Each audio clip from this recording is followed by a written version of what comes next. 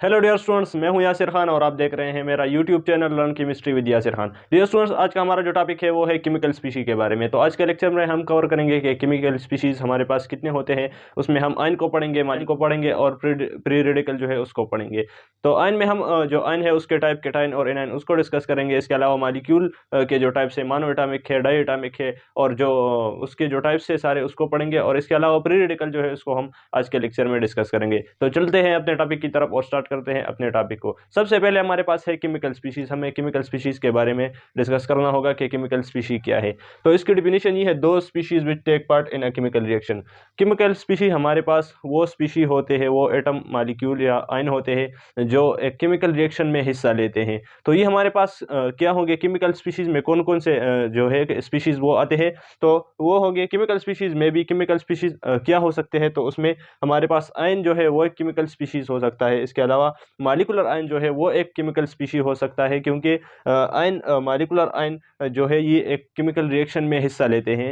एक neutral atom जो होता है वो तो केमिकल रिएक्शन में हिस्सा नहीं ले सकता, इसीलिए उससे आयन बनेगा। एक एटम जो है उससे पहले आयन बनेगा, या अगर कोई मॉलिक्यूल हो तो न्यूट्रल मॉलिक्यूल जो है वो किसी रिएक्शन में हिस्सा नहीं लेता।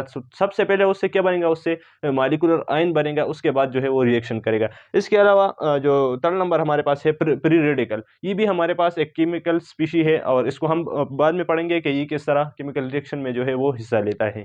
केमिकल स्पीशीज में जो सबसे पहला है वो हमारे पास है आयन। तो आयन की डिफिनेशन ये है, the particle that carries an electrical charge positive और negative due to the loss और गेन ऑफ वन और मोर देन वन इलेक्ट्रॉन्स। ये हमारे पास आयन जो है वो पार्टिकल है जो कोई चार्ज उस पर कोई ना कोई चार्ज हो, और वो चार्ज किसकी वजह से हो, लॉस और गेन ऑफ वन और more then one electron. Ion हमारे पास वो पार्टिकल है जिस पर कोई ना कोई चार्ज हो, पॉजिटिव चार्ज हो या नेगेटिव चार्ज हो, और वो चार्ज किसकी वजह से हो, इलेक्ट्रॉन की लॉस और गेन की वजह से हो। चाहे वो एक इलेक्ट्रॉन हो या एक से ज़्यादा इलेक्ट्रॉन हो, इलेक्ट्रॉन की लॉस और गेन की वजह से उस पर जो चार्ज होती है उस पार्टिकल को हम क्या कहते हैं, उसको हम आयन कहते हैं। एग्जाम्पल लेते हैं, लेट सपोज हमारे पास एग्जाम्पल लेते हैं, लेट सपोज हमारे पास हाइड्रोजन है। तो हाइड्रोजन यहाँ ये एक न्यूट्रल जो है न्यूट्रल एटम है। अब अगर ये वन इलेक्ट्रॉन जो है वो लॉस करता है तो ये हमारे पास ये H प्लस बन जाता है, प्लस वन इलेक्ट्रॉन। अब ये हमारे पास ये जो है ये इसे हम आयन कहते हैं। ये हमारे पास एक आयन बन गया, क्योंकि इसने क्या, इसने एक इलेक्ट्रॉन जो है वो इसने लॉस कर दिया और जो चार्ज है उस पर वो पॉजिटिव चार्ज इस पर अपीयर हो गया। अब एज अ होल एटम जो होता है वो हमारे पास वो न्यूट्रल होता है, क्योंकि नंबर ऑफ इलेक्ट्रॉन और नंबर ऑफ प्रोटॉन जो है उनका नंबर सेम होता है, और प्रोटॉन पर पॉजिटिव चार्ज होता है और इलेक्ट्रॉन जो है उन पर नेगेटिव चार्ज होता है। तो ये चार्ज जो है ये आपस में एक दूसरे को कैंसिल कर जाता है, और जो नेट चार्ज एटम पर होता है वो क्या होता है, वो जीरो होता है। इसी वजह से एटम जो है वो एज अ होल हम न्यूट्रल कंसीडर करते हैं। लेकिन जब ये एटम जो होता है ये हमारे पास एक इलेक्ट्रॉन लॉस करता है या गेन करता है, तो वो हमारे पास वो किस चीज़ की फॉर्मेशन करता है, वो आयन की फॉर्मेशन करता है। अब आयन की जो लॉस और गेन के बेस पर आयन के हमारे पास आयन के दो टाइप्स है। पहला जो है वो हमारे पास है वो केटाइन है। देखिए आयन के हमारे पास दो टाइप्स है, एक है केटाइन। अब केटाइन किस तरह बनता है, केटाइन जो है जब एक एटम जो है वो इलेक्ट्रॉन को लॉस करता है तो उस पर जो पॉजिटिव चार्ज अपीयर होता है उस पार्टिकल पर, तो उसको हम क्या कहते हैं, उसको हम केटाइन कहते हैं। केटाइन एनायन जो है ये मैंने पहले भी एक लेक्चर में डिस्कस की है, मैं डिस्क्रिप्शन में जो है लिंक मौजूद है, आप वहाँ से उसको देख सकते हैं। यहाँ मैं सिर्फ ब्रीफली इसको डिस्कस करता हूँ कि केटाइन क्या है। तो जब एक एटम जो है वो इलेक्ट्रॉन लॉस करता है और उस पर जो पॉजिटिव चार्ज अपीयर होता है इलेक्ट्रॉन की लॉस होने की वजह से, तो उस स्पीशी को हम केटाइन कहते हैं। एग्जांपल लेते हैं, लेट सपोज हमारे पास सोडियम, ये Na प्लस बन जाता है जब ये एक इलेक्ट्रॉन लॉस कर देता है। तो ये क्या हुआ, ये हमारे पास सोडियम का केटाइन बन गया, क्योंकि इसने एक इलेक्ट्रॉन लॉस कर दिया। अब आयन का हमारे पास जो दूसरा टाइप है वो है एनायन। एनायन जो है वो केटाइन के अपोजिट है। केटाइन में हमारे पास जो एटम होता है न्यूट्रल एटम, वो इलेक्ट्रॉन को लॉस करता है और उस पर पॉजिटिव चार्ज अपीयर होता है। लेकिन जो एनायन का केस है उसमें एक एटम होता है वो इलेक्ट्रॉन को गेन करता है और जो नेट चार्ज उस पर अपीयर होता है वो नेगेटिव होता है। इसका एग्जाम्पल क्या है, एग्जाम्पल इसका है, लेट सपोज हमारे पास क्लोरीन है। क्लोरीन के पास जब हम एक इलेक्ट्रॉन इससे ऐड करते हैं, एक इलेक्ट्रॉन ये गेन करता है, तो ये हमारे पास क्लोरीन एनायन बन जाता है। और जो नेट चार्ज होता है इस पर वो क्या होता है, इस पर माइनस होता है। अब यहाँ माइनस चार्ज देके और यहाँ प्लस, तो ये इस वजह से होता है। अगर सोडियम में आप देखें तो हमारे पास नंबर ऑफ प्रोटॉन और नंबर ऑफ इलेक्ट्रॉन जो है स्टार्ट में वो सेम होते हैं, लेकिन जब ये एक इलेक्ट्रॉन लॉस कर देता है तो जो प्रोटॉन्स के नंबर है वो उस पर ज्यादा हो जाते हैं। इसी वजह से एटम पर नेट चार्ज जो होता है वो पॉजिटिव अपीयर होता है। इसी तरह क्लोरीन को अगर आप देखें तो इसमें भी नंबर ऑफ प्रोटॉन्स और नंबर ऑफ इलेक्ट्रॉन सेम होते हैं, लेकिन जब ये एक इलेक्ट्रॉन गेन कर देता है तो जो नंबर ऑफ इलेक्ट्रॉन्स है वो ज्यादा हो जाते हैं। और इसी तरह एटम पर जो इलेक्ट्रॉन की वजह से एटम पर हमारे पास नेगेटिव चार्ज जो है वो अपीयर हो जाता है। तो ये आयन और उसके जो टाइप्स है कैटायन एनायन वो हमने डिस्कस किया। अब इसके बाद हमारे पास है मॉलिक्यूलर आयन। हमारे पास है मॉलिक्यूलर आयन। तो मॉलिक्यूलर आयन और आयन तकरीबन सेम ही चीज़ें हैं, लेकिन आयन में हम एक सिंगल एटम की बात कर रहे थे और मॉलिक्यूलर आयन में हम एक मॉलिक्यूल की बात करेंगे कि वो इलेक्ट्रॉन को लॉस करता है और गेन करता है। तो इसकी डिफिनेशन क्या है molecular ion? When a molecule loss और गेन वन और more then one electron it forms molecular ion. जब एक मॉलिक्यूल हमारे पास वन या वो मोर देन वन इलेक्ट्रॉन जो है वो लॉस करता है या गेन करता है और उस पर जो चार्ज अपीयर होता है तो उसको हम क्या कहते हैं? मॉलिक्यूलर आयन कहते हैं। इसको हम it is also called radical, इसको हम रेडिकल भी कहते हैं, रेडिकल्स के नाम से भी इसको हम जानते हैं। अच्छा, इट में भी कैटायनिक मॉलिक्यूलर आयन और एनायनिक मॉलिक्यूलर आयन। तो जैसा कि आयन में हमारे पास दो टाइप्स थे, कैटायन और एनायन, इसी तरह मॉलिक्यूलर आयन में भी हमारे पास कैटायनिक मॉलिक्यूलर आयन्स है और एनायनिक मॉलिक्यूलर आयन है। तो कैटायनिक मॉलिक्यूलर आयन्स जो है उस पर क्या चार्ज, उस पर पॉजिटिव चार्ज होता है। एग्जांपल लेते हैं, एग्जांपल हमारे पास है NH4+, जो अमोनियम आयन है, ये हमारे पास एग्जांपल है कैटायनिक मॉलिक्यूलर आयन का। इसी तरह CO+, ये भी हमारे पास जो है कैटायनिक मॉलिक्यूलर आयन का एग्जांपल है। इस तरह एनायनिक मॉलिक्यूलर आयन है। एनायनिक मॉलिक्यूलर आयन जो है इस पर नेगेटिव चार्ज होता है और इसके एग्जांपल हमारे पास है हाइड्रोक्साइड आयन और जो नाइट्रेट है NO3-, ये हमारे पास ये एनायनिक मॉलिक्यूलर आयन के एग्जांपल है। तो कैटायनिक मॉलिक्यूलर आयन में क्या होता है, इसमें लॉस ऑफ इलेक्ट्रॉन होती है और पॉजिटिव चार्ज जो है मॉलिक्यूल पर वो अपीयर होता है। इसी तरह जो एनायनिक मॉलिक्यूलर आयन है उसमें इलेक्ट्रॉन जो है उसको गेन करता है मॉलिक्यूल और जो चार्ज इस पर अपीयर होती है वो चार्ज वो निगेटिव होती है। तो ये था मॉलिक्यूलर आयन। अब इसके बाद है प्री रेडिकल। प्री रेडिकल क्या है? Free radical are these are atom और group of atom that have single unpair electron.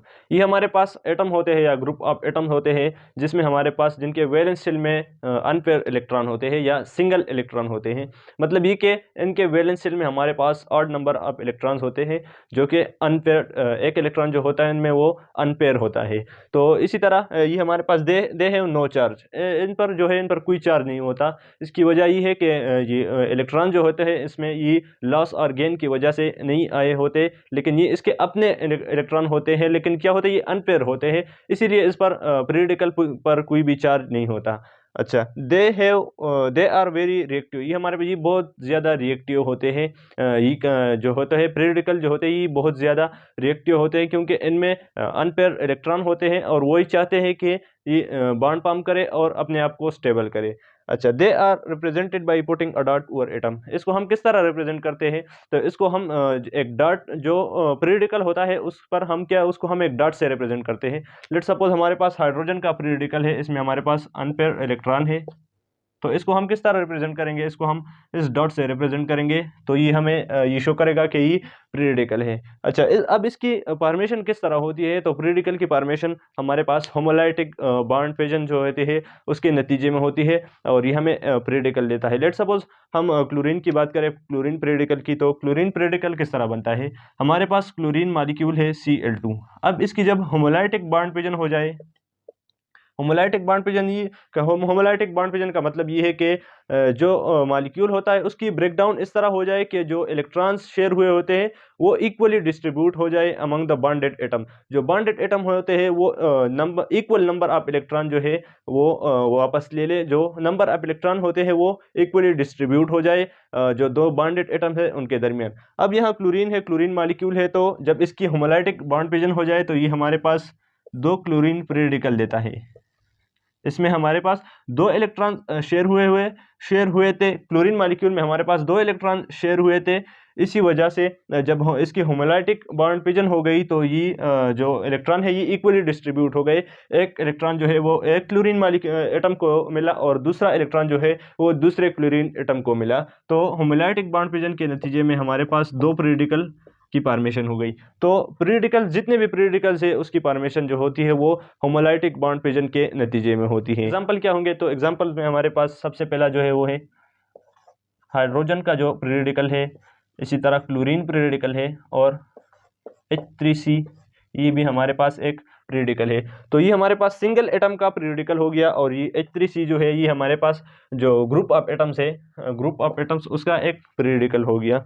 अच्छा, इसके बाद हमारे पास जो टॉपिक है वो है मॉलिक्यूल। तो मॉलिक्यूल क्या है? Molecule is form by the combination of atom. Molecule हमारे पास एटम की जो कॉम्बिनेशन है उसकी वजह से हमारे पास मॉलिक्यूल की फॉर्मेशन होती है। It is the smallest unit of a substance. किसी भी सब्सटेंस का जो स्मॉलेस्ट यूनिट होता है वो क्या होता है? वो मॉलिक्यूल होता है। लेट्स सपोज एक सब्सटेंस है हमारे पास वाटर है, तो उसका जो स्मॉलेस्ट यूनिट जो होता है वो मॉलिक्यूल होता है। तो जो वाटर मॉलिक्यूल है हमारे पास वो है H2O।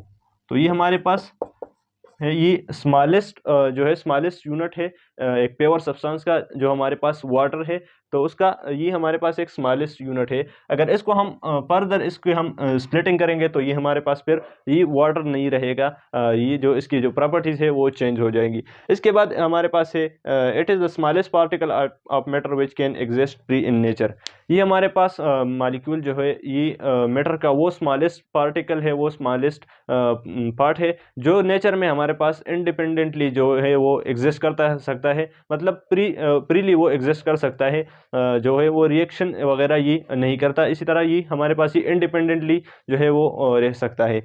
इसके बाद है it may be composed of like unlike atoms. ये हमारे मॉलिक्यूल जो है हमारे पास ये हमारे पास या लाइक एटम्स मतलब ये कि सेम एटम्स से बना होगा और ये हमारे पास अनलाइक एटम जो है उससे बना होगा। एग्जांपल लेते हैं, लेट्स सपोज हमारे पास N2 है। N2 हमारे पास अगर आप देखें तो N2 में हमारे पास सेम एटम्स हैं, दोनों H2 में भी हमारे पास सेम एटम्स है। अगर आप अनलाइक एटम्स की बात करें हम तो हमारे पास लेट्स सपोज H2O है, तो H2O में हमारे पास अनलाइक एटम्स है, एक हाइड्रोजन है और एक ऑक्सीजन है। तो ये हमारे पास ये मॉलिक्यूल के एग्जाम्पल हो गए। अब इसके टाइप्स है, तो इसके टाइप्स हमारे पास जो है 2 कैटेगरीज में वो तकसीम हुए हैं। एक है on the basis of number of atoms और एक है on the basis of nature of atom. तो जो नंबर ऑफ एटम्स है उसके बेस पर हमारे पास ही 4 टाइप्स के हैं, monoatomic molecule, diatomic molecule, triatomic molecule और इसी तरह पॉली एटॉमिक मॉलिक्यूल। और जो नेचर के बेस पर हमारे पास है तो वो है होमो एटॉमिक मॉलिक्यूल और जो है वो हमारे पास हेट्रो एटॉमिक मॉलिक्यूल। तो अब हम चलते हैं जो नंबर के बेस पर इसके टाइप्स है उसको डिस्कस कर रहे हैं।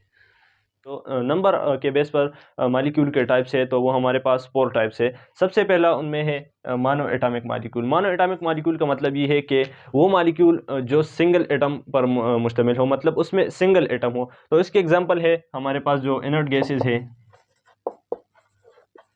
Inert gases like helium, neon, argon.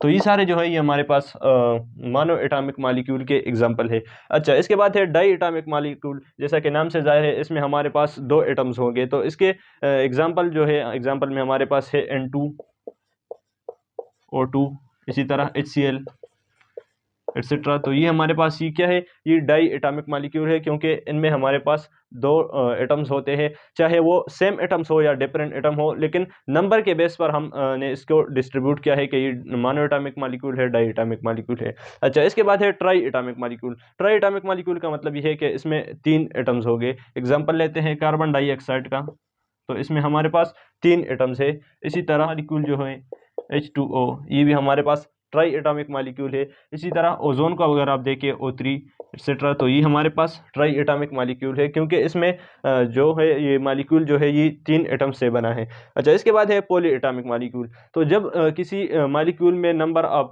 Atoms जो है वो 3 से ज़्यादा होते हैं तो इसे हम पॉली एटॉमिक मॉलिक्यूल कहते हैं। इसमें हमारे पास 3 से ज़्यादा जितने भी आप नंबर ले सकते हैं तो उसको हम क्या, कि उसको हम पॉली एटॉमिक मॉलिक्यूल कहेंगे। एग्जांपल लेते हैं, हमारे पास एग्जांपल है ग्लूकोज का C6H12O6।